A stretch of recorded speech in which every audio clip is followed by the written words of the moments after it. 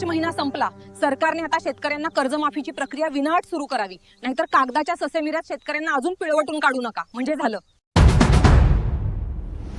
नमस्कार शेतकरी मित्रांनो, सध्या राज्यामध्ये जो काही पीक विमा वाटपाचा जो काही लाभ मंजूर झालेला आहे, तर सरकारकडून जवळपास 1800 कोटी रुपये त्याच्यासाठी मंजूर केले असल्याचं सांगण्यात येतं.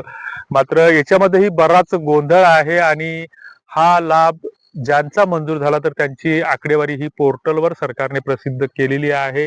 लाभार्थ्याच्या नावाची यादी सुद्धा प्रसिद्ध केलेली आहे. मात्र बरेच शेतकरी या लाभापासून पात्र असूनही वंचित आहेत. त्याचा गोंधळ आणि गदारोळ सध्या सुरू असताना पुन्हा एक नवीन वाद चर्चेमध्ये येत आहे की हा भारत देश हा कृषीप्रधान देश असताना, शेतकरी हा या देशाचं स्वामित्व सांगत असताना, मालकी सांगत असताना मात्र शेतकरी हा पूर्णपणे गेल्या काही वर्षामध्ये परावलंबी झालेला आहे.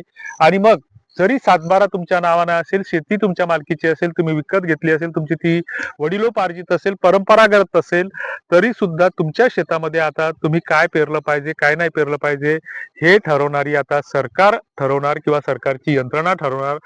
सरकार जर जे या बियाण्यावर बंदी असेल, ते बियाणं जर तुम्ही पेरत असाल, त्याच्यामुळे भलेही तुम्हाला उत्पादन खर्चात कमी येत असेल, उत्पन्न जास्त येत असेल आणि सरकारला जर ते मान्य नसेल, तर सरकार तुमच्यावर कारवाई करेल किंवा सरकार आपल्या स्वतःच्या आयुक्तामार्फत किंवा कृषी अधीक्षकामार्फत तुमच्यावर गुन्हे दाखल करेल.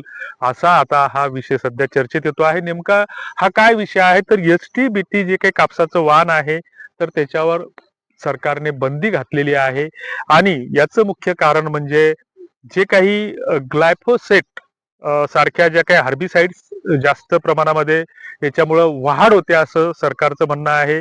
या रसायनाला कॅन्सर आणि मातीचा ऱ्हास, पर्यावरणाचं नुकसान आणि इतर जीवजंतूंचा आरोग्यावर विपरीत परिणाम होतो असं म्हणणं आहे.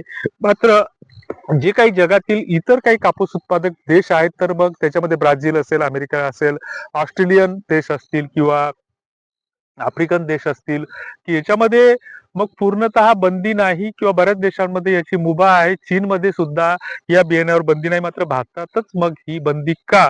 तर याच्यामध्ये बाकीच्या ज्या काही हानिकारक गोष्टी आहेत, तर त्या हानिकारक गोष्टींवर बंदी का नाही? मग जशी दारू ही सगळ्यांसाठीच हानिकारक आहे, हे आता वेगळं सांगायची गरज नाही. मग सरकार दारूवर बंदी घालायचं धाडस करू शकत नाही.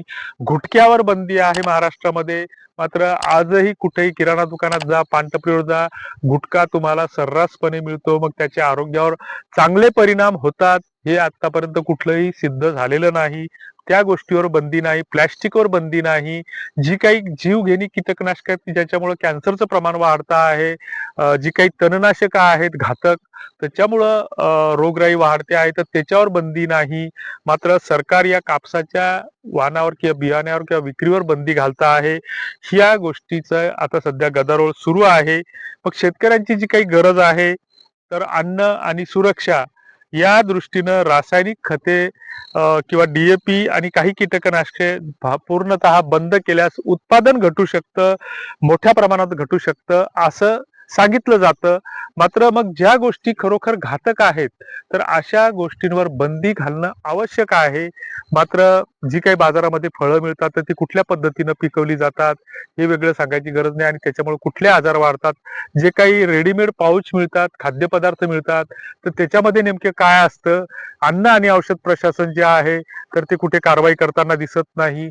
पूर्ण महाराष्ट्रभर भेसळयुक्त दुधाचा वापर वाढलेला आहे, याच्यावरही सरकारचं लक्ष नाही. मात्र शेतकरी या STBT कापसांचं समर्थन करत असताना किंवा लागवड करायची मागणी करत असताना मात्र त्याच्यावर सरकार बंदी घालत आहे. या बाबत नेमकं तुम्हाला काय वाटतं ते कॉमेंट बॉक्समध्ये नक्की कळवा. धन्यवाद.